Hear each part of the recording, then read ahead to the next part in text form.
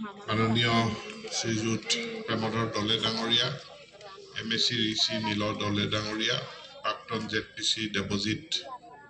পাত্ৰী ডাঙৰীয়া, বিশিষ্ট সমাজকৰ্মী BJPৰ জিলা সভাপতি বীৰেন শইকীয়া ডাঙৰীয়া, জিলা আয়ুক্ত ৰাতুল পাঠক ডাঙৰীয়া, উমা পাথৰী ডাঙৰীয়া প্ৰমুখ্যে ইয়াত থকা বিভিন্ন নেতৃবৃন্দ, বিশিষ্ট নাগৰিকসকল আৰু উপস্থিত ৰাইজ, মোৰ অহাত দেৰি হ'ল, তাৰ কাৰণে ক্ষমাও বিচাৰিছোঁ আৰু আপোনালোক সকলোকে নমস্কাৰ জনাইছোঁ। সৰ্বপ্ৰথমতে চাইল্ড ফ্ৰেণ্ডলি পঞ্চায়ত মানে শিশুৰ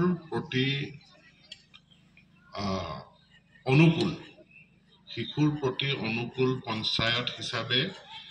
ৰাষ্ট্ৰীয় পুৰস্কাৰ জেংৰাইমুখ গাঁও পঞ্চায়তে পাইছে। গতিকে জেংৰাইমুখ গাঁও পঞ্চায়তৰ প্ৰাক্তন সভানেত্ৰী, ৱাৰ্ড সদস্যা, পঞ্চায়তৰ ছেক্ৰেটেৰী, কাৰ্যকৰ্তা, তেওঁলোকক মোৰ ফালৰ পৰা অভিনন্দন জনাইছোঁ। কিন্তু এই বঁটাটো কিয় পাইছে সেইটো আমি বুজি পাব লাগিব। ইয়াত অংগনবাদী কৰ্মী সহায়িকা কোন কোন উপস্থিত আছে? অংগনবাদী কৰ্মী সহায়িকা আপোনালোকক নমস্কাৰ জনাইছোঁ। আৰু যি জেংৰাইমুখ পঞ্চায়তত যিমানসমূহ অংগনবাদী কৰ্মী সহায়িকা আছে সকলোলৈকে মোৰ ফালৰ পৰা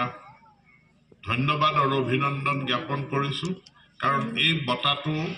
আপোনালোকৰ ভাল কামৰ কাৰণে, অংগনবাদী কেন্দ্ৰসমূহৰ ভাল কামৰ কাৰণে এই বঁটাটো লাভ কৰিছে। এই বঁটাটো লাভ কৰাৰ ক্ষেত্ৰত আমাৰ যিসকল শিক্ষক শিক্ষয়িত্ৰী আছে তেওঁলোকৰ অৱদান আছে। কাৰণ শিশুৰ শিক্ষা, শিশুৰ সম্পৰ্কে সজাগতা সৃষ্টি কৰা, অধিকাৰ সম্পৰ্কে, আৰু শিশুক উচিত খাদ্য লগত পোষণ প্ৰদান কৰা, তাত আমাৰ এই শিক্ষানুষ্ঠানসমূহৰ ভূমিকা আছে। এতেকে সমূহ প্ৰাথমিক বিদ্যালয়, উচ্চ প্ৰাথমিক আৰু নিম্ন প্ৰাথমিক এই বিদ্যালয়সমূহকো মোৰ ফালৰ পৰা মই ধন্যবাদ জনাইছোঁ। আৰু এই বঁটাটো পোৱাত তেওঁলোকৰ কৃতিত্ব আছে। এই বঁটাটো পোৱাত কেৱল পঞ্চায়তৰ কৃতিত্ব নাই। পঞ্চায়ত হিচাপে পঞ্চায়তখনে বঁটাটো লাভ কৰিছে, কাৰোবাক দিব লাগিব। কিন্তু এই যে বঁটাটো পাইছে, পোৱাৰ কাৰণটো হ'ল যে জেংৰাইমুখ গাঁও পঞ্চায়তত শিশুৰ বিৰুদ্ধে কোনো অপৰাধৰ কেছ নাই। ভাৰতবৰ্ষৰ ভিতৰত আমাৰ শিশুৰ বিৰুদ্ধে যেতিয়া বিভিন্ন ধৰণৰ অপৰাধ হয়, কিন্তু জেংৰাইমুখ থানাত শিশুৰ বিৰুদ্ধে কিবা অপৰাধ হৈছে তেনেকুৱা কোনো কেছ জেংৰাইমুখ থানাত ৰেজিষ্টাৰ হোৱা নাই। সেইকাৰণে জেংৰাইমুখ শিশুৰ কাৰণে অনুকূল এটা পঞ্চায়ত। ২ নম্বৰ, যে আমাৰ শিশুৰ কাৰণে আমাৰ PM পোষণ কাৰ্যসূচী, য'ত আমি অংগনবাদী কেন্দ্ৰবিলাকত শিশুসকলক খাদ্য খুৱাওঁ আৰু তেওঁলোকক মানসিক, শৈক্ষিক তেওঁলোকৰ বিকাশৰ কাৰণে আমি কাম কৰোঁ। আমাৰ অংগনবাদী কেন্দ্ৰসমূহে জেংৰাইমুখ পঞ্চায়তত ভাল কাম কৰিছে। কৰাৰ কাৰণে PM পোষণত আমি সদায় জেংৰাইমুখ ১ নম্বৰত থাকে। গতিকে এই বঁটাটো পোৱাৰ ক্ষেত্ৰত জেংৰাইমুখ পঞ্চায়তৰ অংগনবাদী কেন্দ্ৰ কৰ্মী আৰু সহায়িকাবিলাকৰ তেওঁলোকৰ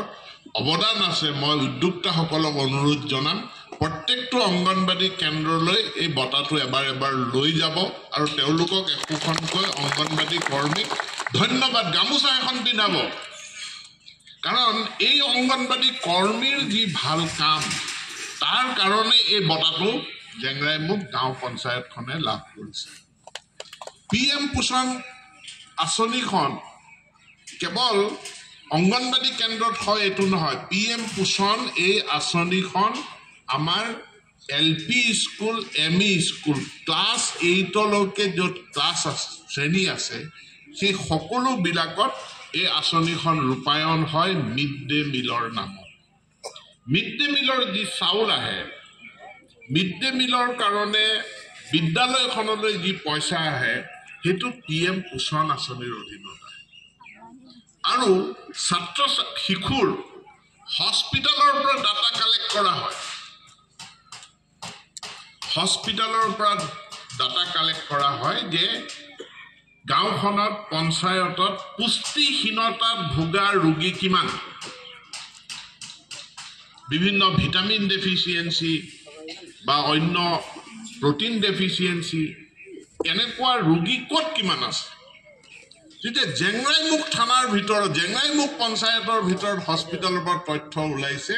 যে জেংৰাইমুখ পঞ্চায়তত শিশুসকল স্বাস্থ্যৱান ইয়াত পুষ্টিহীনতাত ভোগা শিশু নাই এই তথ্য ওলাইছে অৰ্থাৎ তাৰ মানে স্কুলত খাদ্যটো ঠিকেই খুৱাই আছে মিড ডে মিল ঠিকেই খুৱাই আছে সেইকাৰণে ল'ৰা ছোৱালীৰ স্বাস্থ্য ভাল গতিকে এই বঁটাটো লাভ কৰাৰ ক্ষেত্ৰত আমাৰ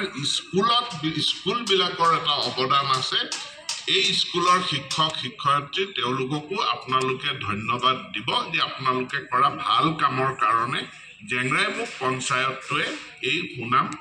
অৰ্জন কৰিছে এই সুনাম যাতে অব্যাহত থাকে পঞ্চায়তী ৰাজ ব্যৱস্থা ভাৰতবৰ্ষৰ সংবিধান প্ৰদত্ত এক চৰকাৰ আমাৰ শাসন ব্যৱস্থা তিনি তৰপীয়া কেন্দ্ৰীয় চৰকাৰ ৰাজ্য চৰকাৰ আৰু লোকেল সেল্ফ গভৰ্নমেণ্ট বুলি কওঁ যিটো আমাৰ পঞ্চায়তী ৰাজ ব্যৱস্থা এই পঞ্চায়তী ৰাজ ব্যৱস্থাক আমি অধিক শক্তিশালী কৰাৰ কাৰণে জনগণৰ প্ৰতি অধিক দায়বদ্ধ কৰাৰ কাৰণে এই বছৰ পোনপটীয়া সভাপতি নিৰ্বাচনৰ হলনি প্ৰথমবাৰৰ কাৰণে যে প্ৰথম গাঁও সভা সদস্য ৱাৰ্ড সদস্যাৰ নিৰ্বাচন প্ৰথম হ'ব আৰু এই যি 10 গৰাকী ৱাৰ্ড সদস্যা হ'ব তেওঁলোকৰ পৰাই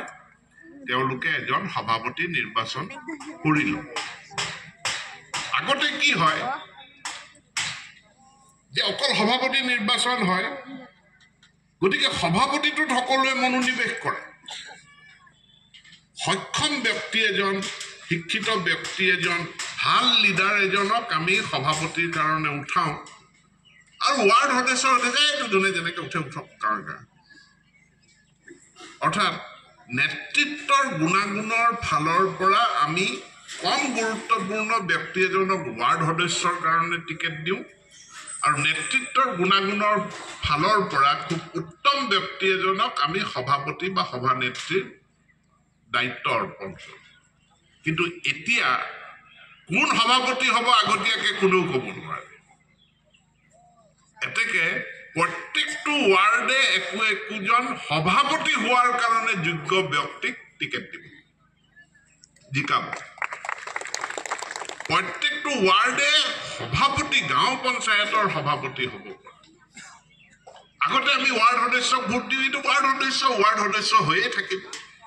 কিন্তু এতিয়া হ'ল যে ৱাৰ্ড সদস্য নহয় ইয়াৰ পাছত জিকাৰ পাছত সংখ্যাগৰিষ্ঠতা পালে সভাপতি হ'ব আৰু নহ'লে উপসভাপতি হ'ব এতেকে ৱাৰ্ড সদস্য গুৰুত্বপূৰ্ণ পদবী আৰু এই নতুন ব্যৱস্থাৰ নিৰ্বাচন এই ডিচেম্বৰ মাহৰ শেষত মানে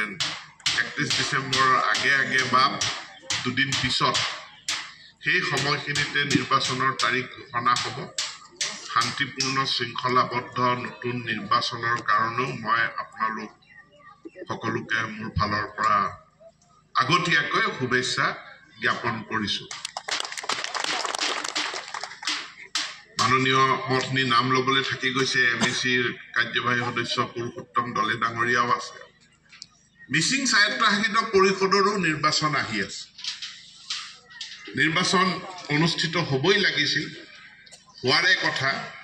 কিন্তু দুটা নিৰ্বাচন উপৰিকে একে সময়তে অনুষ্ঠিত কৰাত অসুবিধা আছে কাৰণ পঞ্চায়ততে আমি তিনিখন বেলটত আমি ভোট দিম এটা ৱাৰ্ড সদস্য AP মেম্বাৰ আৰু ZPM জিলা পৰিষদৰ সদস্য তিনিটা ভোট দিম সেইটো এটা বেলেগ ধৰণৰ নিৰ্বাচন আৰু MSC নিৰ্বাচনটো এটা বেলেগ ধৰণৰ নিৰ্বাচন অসমত সোণোৱাল কছাৰী স্বায়ত্তশাসিত পৰিষদ ৰাভা স্বায়ত্তশাসিত পৰিষদ আৰু মিচিং স্বায়ত্তশাসিত পৰিষদ এই তিনিখন পৰিষদৰ নিৰ্বাচন অনুষ্ঠিত হ'ব লগা আছে আৰু নতুন বছৰটোত প্ৰথম 2 বা 3 মাহৰ ভিতৰতে এই তিনিখন পৰিষদৰ নিৰ্বাচন অনুষ্ঠিত হ'ব এই তিনিখন পৰিষদৰ নিৰ্বাচনৰ কাৰণেও মই আপোনালোকক আগতীয়াকৈ শুভেচ্ছা জ্ঞাপন কৰিছো মই মাজুলীলৈ প্ৰথম কোন চনত আহিছিলো মই মনত পেলাবলৈ চেষ্টা কৰিছো হয়তো 78 79 মানত মই প্ৰথম আহিছো মাজুলী আজি আহোঁতে মই MLA ভুৱন গামক কৈ আহিছো সৰুতে দেখা মাজুলীখন নাই কাৰণ মই তেতিয়াৰ ৰাস্তাবিলাক মই মনত পেলাইছো 80 চনৰ ৰাস্তা 80 চনৰ ঘাট 80 চনৰ মাজুলীৰ গাঁওবিলাক মই আজি মনত পেলাবলৈ চেষ্টা কৰি কৈছো যে তাহানিৰ মাজুলীখন নাই মাজুলীখন বহু পৰিৱৰ্তিত হ'ল কিন্তু ইয়াতে আমি ক্ষান্ত নাথাকো মাজুলীক ইয়াতকৈও আগলৈ আগুৱাই লৈ যাব লাগিব আজি মই মাজুলী ইউনিভাৰ্চিটিত গৈছো যে মাজুলীত এখন যে ইউনিভাৰ্চিটি হ'ল সেই ইউনিভাৰ্চিটিয়ে ডিগ্ৰী প্ৰদান কৰে সেইটো বহুত ডাঙৰ কথা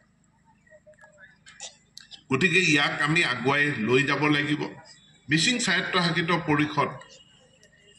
প্ৰথম যেতিয়া আৰম্ভ হৈছিল 1 কোটি টকাৰ বাজেট আছে আজি মিচিং স্বায়ত্তশাসিত পৰিষদ সেই 1 কোটি টকাৰ পৰা আহি এতিয়া অকণমান বাকি আছে 2-3 কোটি টকা 100 কোটি টকা বাজেটৰ স্বায়ত্তশাসিত পৰিষদলৈ ৰূপান্তৰিত হৈছে 100 কোটি টকাৰ বাজেটৰ কিন্তু তাক 200 কোটি